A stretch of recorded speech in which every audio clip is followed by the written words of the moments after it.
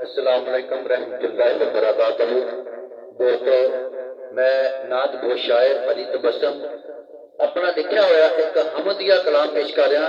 ये कलाम मेरा बहुत मकबूल है, इनू जरा तवज्जो नाल गौर नाल सुनना। ते जिन्हां दोस्तां ने मेरा चैनल सबसक्राइब नहीं किया ये कलाम सुन के इंशाअल्लाह ताला जरूर मेरे चैनल को सबसक्राइब करेंगे। पंजाबी कलाम है, हमदिया कलाम है।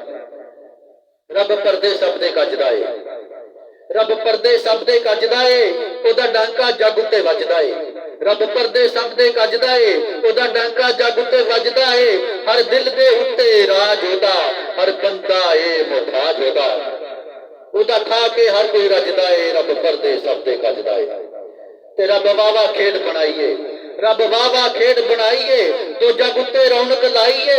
रब वावा खेड बनाईए, तो जग उत्ते रौनक लाईए। ओदे करम थी हर थां सजदा है। रब परदे सब दे गजदा है।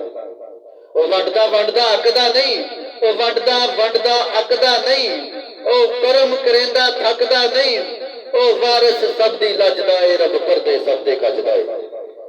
ओदे हुक्म दी बिजली पैंदी है, ओदे हुक्म दी बिजली पैंदी है, ओदे हुक्म दी बारिश लैंदी है, ओदे हुक्म दी बदल गजदा है। रब परदे सब दे गजदा है।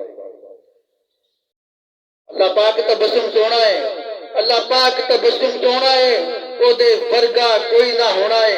अल्लाह पाक तबस्सुम सोना है, ओदे वर्गा कोई ना होना है। ओ कम साडा कोई ना चजदा है, तो फिर भी परदे गजदा है।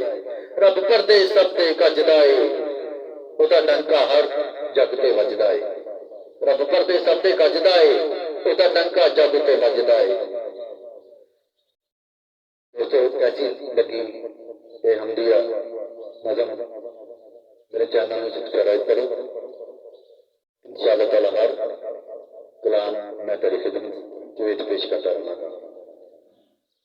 दूसरी वीडियो आने तक अपना ख्याल रखो। अस्सलाम वालेकुम रहमतुल्लाहि व